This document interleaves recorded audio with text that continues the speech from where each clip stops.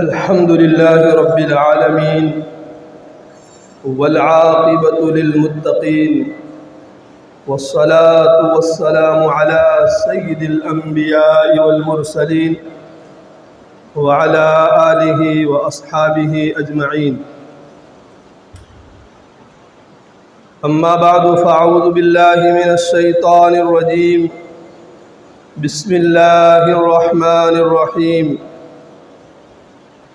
واتقوا فتنة لا تصيبن الذين ظلموا منكم خاصة واعلموا أن الله شديد العقاب.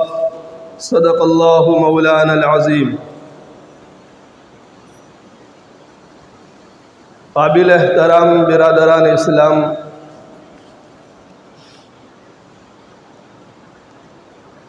اس وقت ہم جس دور سے گزر رہے ہیں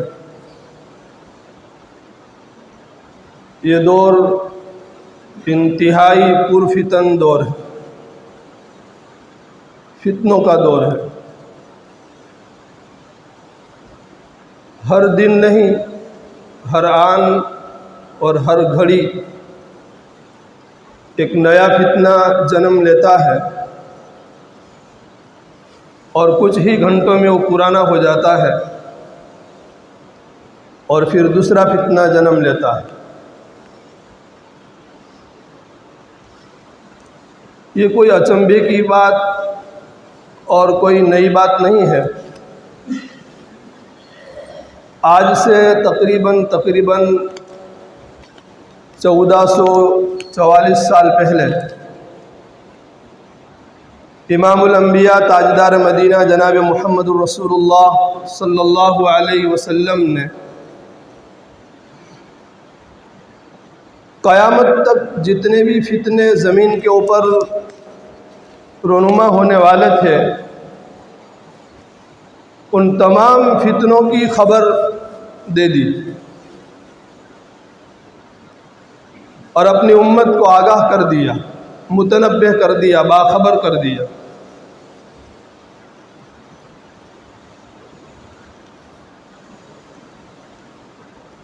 مستقل اللہ کے نبی صلی اللہ علیہ وسلم نے فتنوں کے باب میں مستقل کلام فرمایا. محدثین حضرات نے جتنی بھی فتنوں کے بارے میں احادیث تھی ان کے مستقل ابواب قائم کیے، علماء نے کتابیں لکھی. کوئی فتنہ ایسا نہیں ہے جو قیامت تک آنے والا ہو اور اللہ کے پیارے نبی جناب محمد الرسول اللہ صلی اللہ علیہ وسلم نے امت کے سامنے اس کا اظہار نہ کیا ہو. کوئی فتنہ ایسا نہیں. اور کیوں نہ ہوتا؟ اس لیے کہ اللہ رب العزت کی ارحم الراحمین ذات نے آپ صلی اللہ علیہ وسلم کو رحمت للعالمین بنا کر کے دنیا میں مبعوث فرمایا اور ساری کائنات کی ہدایت اور رہنمائی کا فریضہ انجام دینے کی ذمہ داری آپ صلی اللہ علیہ وسلم کو سونپی گئی. اب نظام عالم میں کوئی خلل واقع نہ ہو، صحیح چلتا رہے، یہ دنیا فتن و فساد کی آمیزگاہ نہ بن جاوے، اس کے لیے قوانین دیے، ایک مستقل دستور دیا. اور آپ صلی اللہ علیہ وسلم کی رحمت للعالمین ذات نے، انتہائی مشفق اور مہربان آقا نے اپنی امت کو ہر اس چیز سے کہ جس چیز سے امت کے کسی فرد کو تکلیف پہنچنے کا اندیشہ ہو، آپ صلی اللہ علیہ وسلم نے اس سے بچنے کا حکم دے دیا، اس سے باز رہنے کا حکم دے دیا.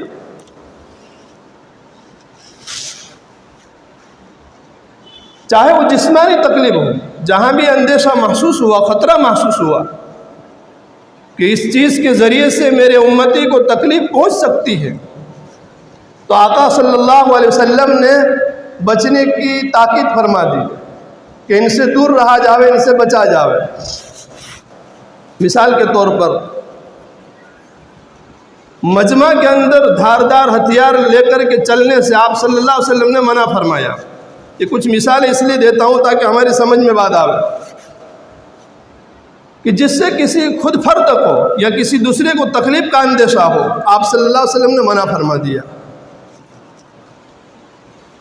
ایسا چھت ہو جہاں منڈیر نہ ہو، جس کو ہم پاڑا پیٹ بولتے ہیں، کنارہ نہ ہو، کھلے چھت کے اوپر آپ صلی اللہ علیہ وسلم نے سونے سے منع فرما دیا۔ ہو سکتا ہے نیند کے غلبے کی وجہ سے نیچے گر جائے اور تکلیف ہو۔ ایسا کنواں جس کے اوپر منڈیر نہ ہو، کانٹھا نہ ہو، اس کنویں کے کنارے کے اوپر بیٹھنے سے آپ صلی اللہ علیہ وسلم نے منع فرمایا۔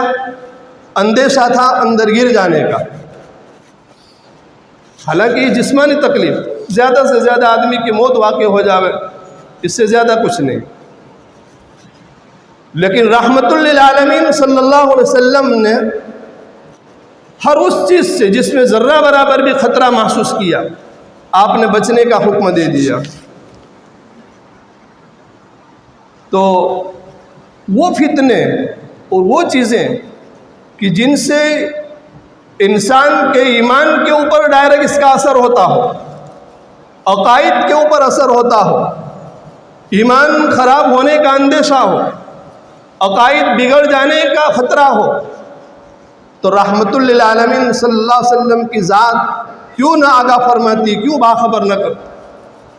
جبکہ ایک جسم کی تکلیف کو برداشت نہ کرتے ہوئے آقا صلی اللہ علیہ وسلم نے باز رہنے کا حکم دیا۔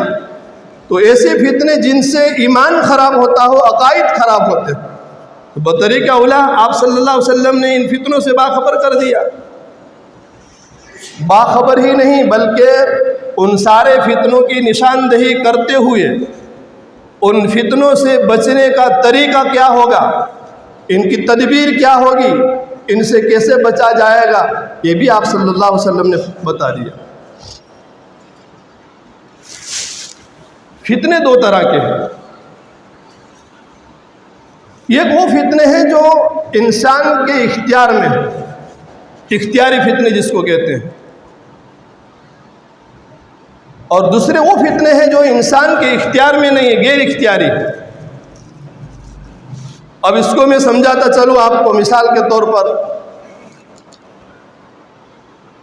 اللہ کے نبی صلی اللہ علیہ وسلم نے فرمایا کہ قرب قیامت فحش کاری، بدکاری، بے حیائی، بے شرمی یہ عام ہو جائے گی۔ گانا بجانا اس کو لوگ پسند کریں گے۔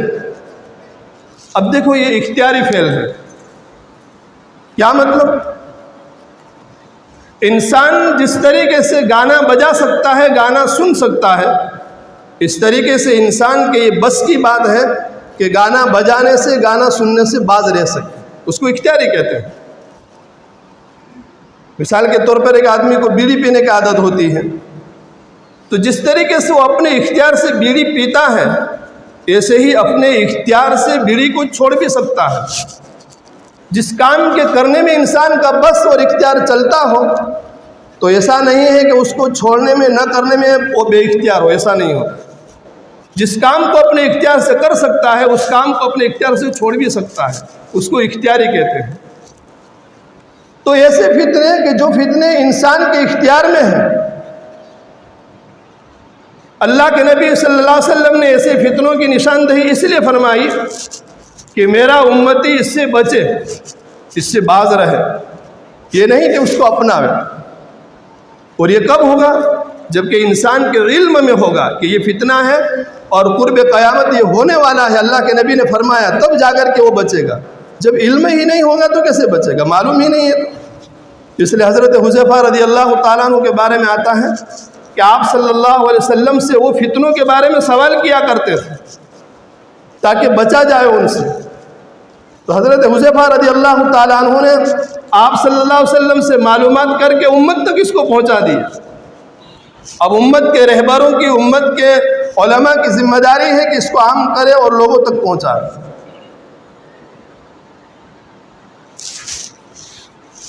تو ایک تو اختیاری ہوا۔ رفعت الاصوات فی المساجد، قرب قیامت مسجدوں کے اندر شور برپا ہو جائے گا، لوگ مسجدوں کے اندر وہ کام کریں گے جو بازاروں میں کیا جاتا ہے۔ اب یہ چیز جب سامنے آ گئی کہ آقا صلی اللہ علیہ وسلم نے فرمایا کہ ایسا ہوگا، اب امتی کے علم میں جب یہ بات آ گئی تو ہماری ذمہ داری یہ بنتی ہے کہ ہم اس سے بچیں، مسجد کا ادب و احترام کو ملحوظ رکھیں۔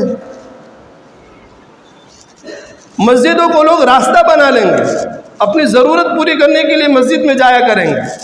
ہوتا ہے نا کہ مسجد کے اندر، مسجد کے پیشاب خانے کے اندر ایک بازاری آدمی جاتا ہے، اپنی پیشاب کر کے ضرورت پوری کر کے چلا جاتا ہے، اس سے مسجد کی نماز سے کوئی لینا دینا نہیں ہوتا ہے۔ مسجد کو ضرورت پوری کرنے کی ایک چیز بنا لی اور مسجد کو ایک راستہ بنا لیا۔ آپ صلی اللہ علیہ وسلم نے یہ نشاندہی فرمائی کہ قرب قیامت ایسا ہوگا۔ رفعت الاصوات فی المساجد، ظہرت الاصوات فی المساجد۔ تو یہ اختیاری فتنے ہیں، اور کچھ فتنے ایسے ہیں کہ جو غیر اختیاری ہیں۔ اب غیر اختیاری کا مطلب کیا؟ مثال کے طور پر اللہ کے نبی صلی اللہ علیہ وسلم نے فرمایا کہ قرب قیامت دریائے فرات سوکھ جائے گا اور اس کے اندر سے سونے کے خزانے ابلیں گے، تو خبردار اس کو مت لینا، اس کو ہاتھ مت لگانا۔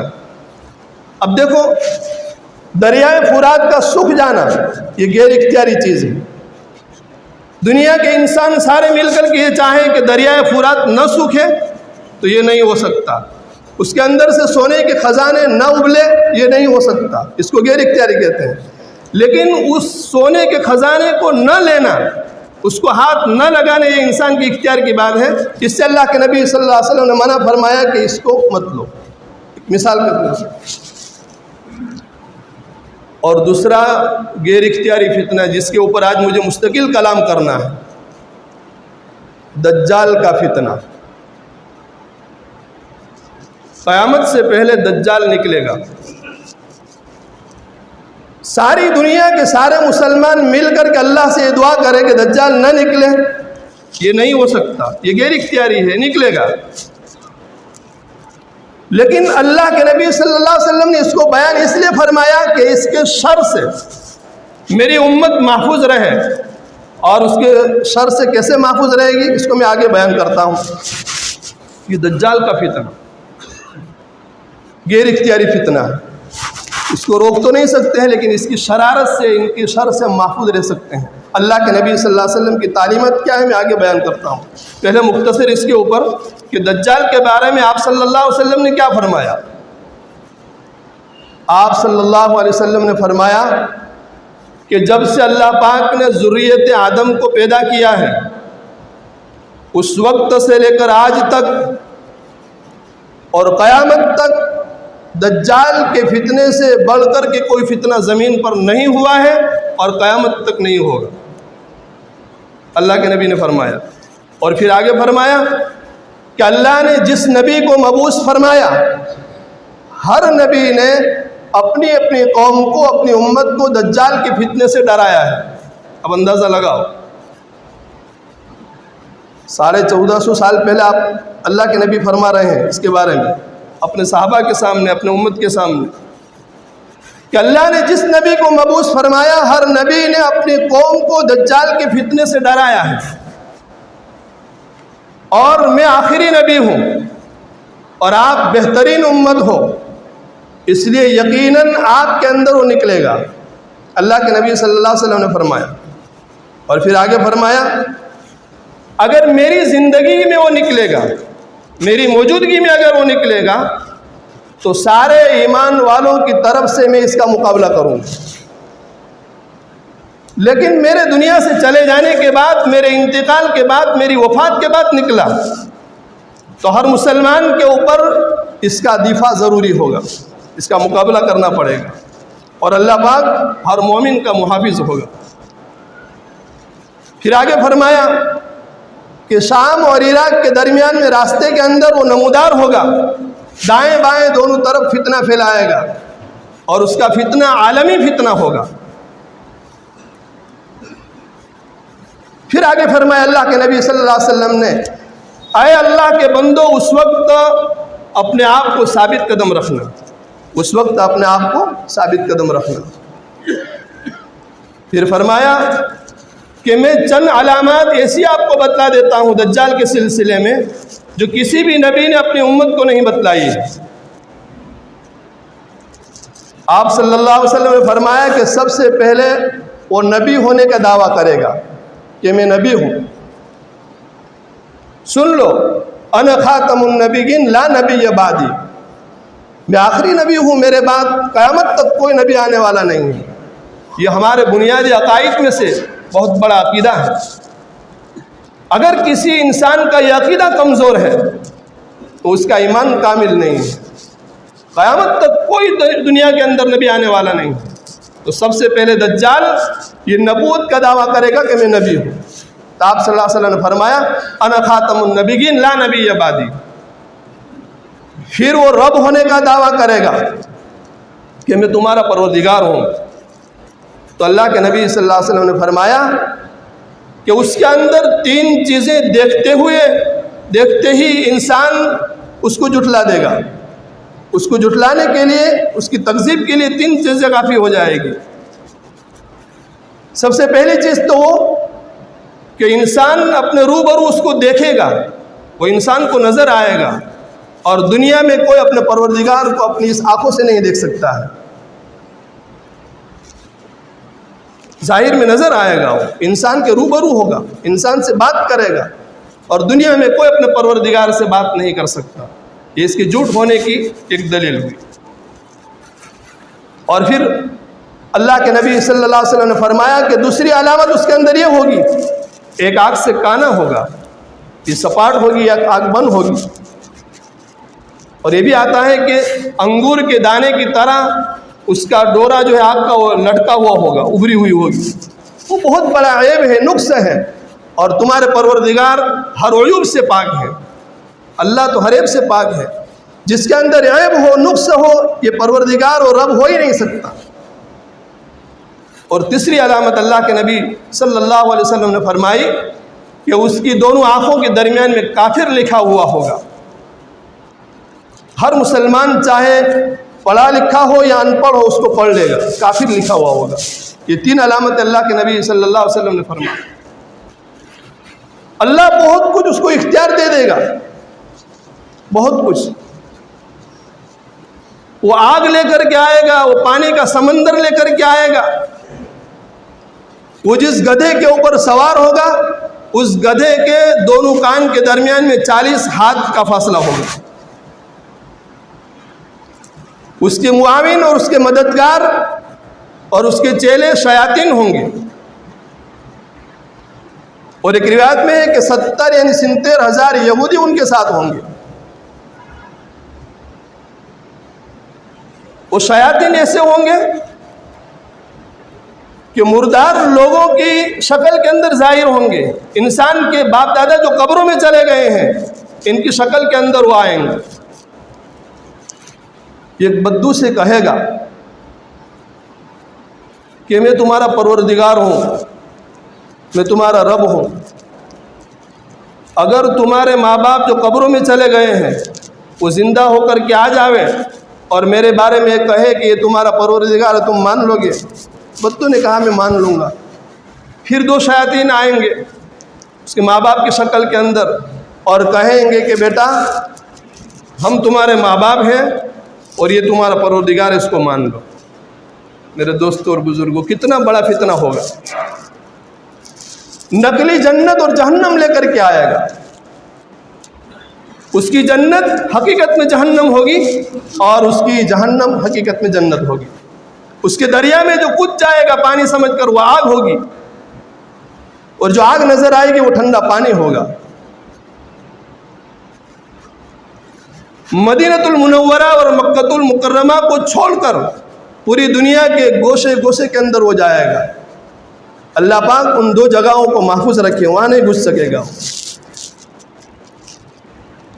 مدینہ سے بہت دور بنجر بستی کے اندر جہاں خاردار درخت ہو، جنگلات ہو، جہاں کوئی آبادی نہ ہو، وہاں وہ خیمہ زن ہوگا۔ اس وقت کے بہترین لوگوں میں سے اور اچھے لوگوں میں سے ایک آدمی جائے گا اور کہے گا کہ میں گواہی دیتا ہوں اس بات کی کہ میرے آقا صلی اللہ علیہ وسلم نے فرمایا تھا تیرے بارے میں تو دجال ہے۔ جو حلیہ میرے آقا صلی اللہ علیہ وسلم نے فرمایا تھا وہ حلیہ میں دیکھ رہا ہوں، دجال ہے تو۔ وہ لوگوں سے کہے گا کہ اس کہنے والے کو اگر میں قتل کر دوں اور دوبارہ اس کو زندہ کر دوں کہ تم مانو گے مجھے رب؟ تو لوگوں نے کہا مان لیں گے۔ اس آدمی کو قتل کر دے گا، اس کے بعد دوبارہ اس کو زندہ کر دے گا۔ وہ آدمی زندہ ہو کر کے کہے گا کہ اب تو مجھے پکا یقین ہو گیا، میرے یقین کے اندر اضافہ ہو گیا کہ تو دجال ہے۔ پھر وہ دجال کہے گا کہ میں تجھے قتل کرنا چاہتا ہوں لیکن اب نہیں کر سکتا ہوں۔ ایمان والے کو صرف ایک مرتبہ وہ قتل کرے گا، دوسری مرتبہ قتل کرنے کی طاقت نہیں رکھے گا۔ میرے دوستوں بزرگوں، یہ اتنا بڑا سنگین فتنہ کہ جس فتنے کے بارے میں ہر نبی نے اپنی امت کو ڈرایا ہے، ہر نبی نے اپنی امت کو ڈرایا۔ اس کی جانکاری، اس کا علم بہت ضروری ہے۔ دجال اکبر تو نکلے گا تب نکلے گا، دجال اصغر بہت سارے دجال اس وقت دنیا میں نکل چکے ہیں۔ تو اللہ کے نبی صلی اللہ علیہ وسلم نے ان فتنوں کے بارے میں امت کو باخبر اس لیے کیا کہ جو اختیاری فتنے ہیں اس سے میری امت اپنے آپ کو بچائے، اور غیر اختیاری فتنے جو ہے اس کے شر کو جان کر کے اس کے شر سے محفوظ رہنے کی تدبیر اختیار کرے۔ اب دجال کے فتنے سے محفوظ رہنے کا طریقہ اللہ کے نبی صلی اللہ علیہ وسلم نے کیا فرمایا؟ سورہ کہف کی تلاوت جو شخص کرتا رہے گا اس کی زندگی میں اگر دجال بھی نکل آ گیا، اللہ پاک دجال کے فتنے سے اس کو محفوظ رکھے گا۔ ہر جمعہ کے دن پوری سورت کی تلاوت کرے، یا روزانہ شروع کی 10 آیتیں اور آخر کی 10 آیتوں کی تلاوت کرے۔ اس کی فضیلت بھی یہی ہے کہ اللہ پاک سارے فتنوں سے، یہاں تک کہ دجال کے فتنے سے بھی اس کو محفوظ رکھتے ہیں۔ جو شخص جمعہ کے دن سورہ کہف کی تلاوت کر لے، اس آدمی کے قدم سے لے کر کے آسمان کی بلندی تک ایک نور اللہ پاک بنا دیتے ہیں جو قیامت کی اندھیریوں کے اندر اس کو کام دے گا، اور گزشتہ جمعہ سے لے کر اس جمعہ تک پورے ہفتے کے گناہ اللہ معاف فرما دیں گے، اور آئندہ جمعہ تک ہر فتنے سے، یہاں تک کہ دجال کے فتنے سے بھی وہ محفوظ رہے گا۔ آج ہم غفلت میں سوئے ہوئے ہیں، جب فتنہ اوپر آ جاتا ہے نا تو پھر انسان کا بس نہیں چلتا وہاں۔ یاد رکھو، دنیا میں جتنے بھی فتنے ہوئے اور ہو رہے ہیں اور ہوں گے، یہ کوئی تماشائی فتنے نہیں ہے۔ اللہ کے نبی صلی اللہ علیہ وسلم نے 1444 سال پہلے اس کی خبر کر دی ہے، اور اس سے بچنے کا طریقہ اور تدابیر بھی ہم کو سکھلا دی ہیں۔ یہ امت کے لیے اس سے بچنا ضروری ہے، خصوصاً وہ فتنے جس کو قیامت کی علامات قرار دیا گیا۔ اب اس میں ایک دھوکہ کیا ہوتا ہے، لوگ یہ سمجھتے ہیں کہ اللہ کے نبی صلی اللہ علیہ وسلم نے جب کہہ دیا ہے کہ یہ فتنہ ہوگا تو ہو کر رہے گا، اس سے ہم کیسے بچیں؟ ارے بھائی، کہہ اس لیے دیا ہے کہ انسان اس سے بچنے کی پوری کوشش کرے، اس کو اختیار کرنے کا حکم نہیں دیا ہے۔ قیامت کی علامتوں کو اپنانے سے منع کیا گیا ہے، قیامت کی علامتوں کو طلب کرنے کے لیے اور اس کو اپنانے کے لیے نہیں بتلایا گیا، بلکہ اس سے باز رہنے کے لیے، اس سے بچنے کے لیے کہا ہے۔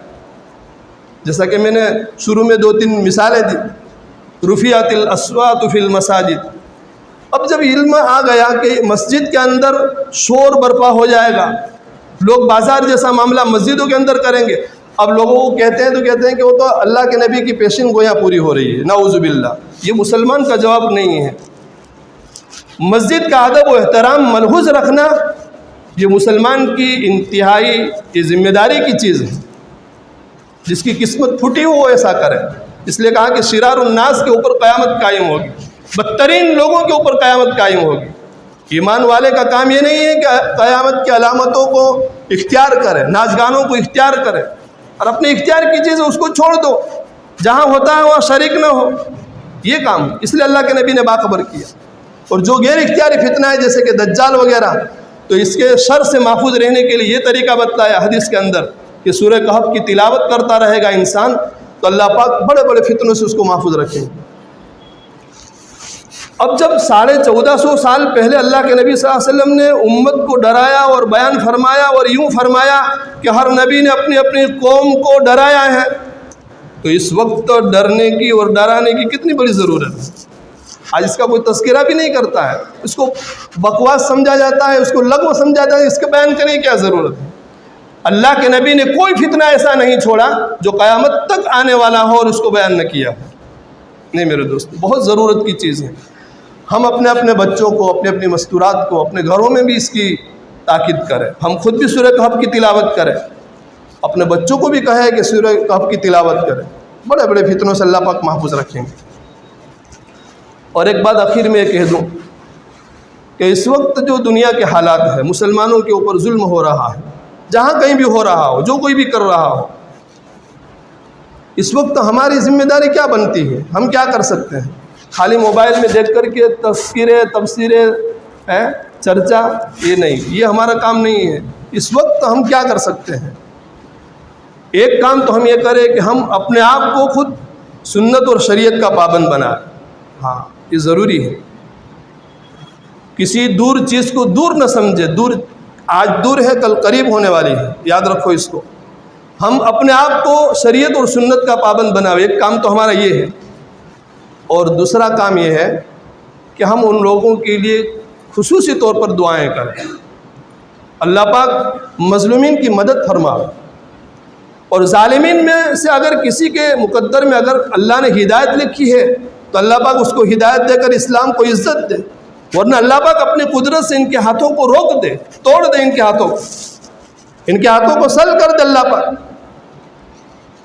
آج ایسے ماحول میں بھی دو آنسو بہانے کا وقت اگر ہمارے پاس نہ ہو، اور ایسے ماحول کے اندر بھی ہم مسجدوں کو آباد کرنے والے نہ بنے، تو میرے دوستو آخر کون سا وقت ہوگا جو ہم کو مسجد میں لائے گا؟ یہ وقت تو وہ ہے کہ جس کے اندر مسجدیں بھر جانی چاہیے، مسجدیں بھر جانی چاہیے۔ خالی موبائل میں سن کر کے چرچا اور تذکرے، ایسا ہو رہا ہے، ایسا ہو رہا ہے، ایسا ہو رہا ہے، یہ مسلمانوں کا کام نہیں، ہماری ذمہ داری ہے ہم اپنے آپ کو شریعت اور سنت کا پابند بناویں، اور ان لوگوں کے لیے، مسلمانوں کے لیے، پوری امت کے لیے ہم دعا کریں، اللہ پاک مظلومین کی مدد فرمائے۔ تو جس کے اوپر جو بیتتی ہو وہی اس کو سمجھ سکتے ہیں، دیکھنے والا کیا سمجھے؟ ایک آدمی کے سر میں درد ہے، وہ بیچارہ تڑپ رہا ہے، ہم دیکھ رہے ہیں کہ وہ اس کی بہت تکلیف ہے، تو خالی اس سے کوئی، لیکن جب آدمی کے سر کے اندر تکلیف ہوتی ہے تو اس کو پتہ چلتا ہے کہ درد سر کیا ہے۔ تو اللہ پاک مظلومین کی مدد فرماوے اور ان کی جو ہے قدم قدم پر نصرت فرماوے۔ اللہ پاک ظالمین کو اپنی قدرت کاملہ سے ان کے ظلم سے ان کو روک دے، ان کے ہاتھوں کو روک دے، یہ ہماری ذمہ داری ہے۔ اللہ پاک کہی ہوئی اور سنی ہوئی باتوں کے اوپر ہم تمام کو عمل کرنے کی توفیق عطا فرمائے۔ وآخر دعوانا ان الحمد للہ رب العالمین۔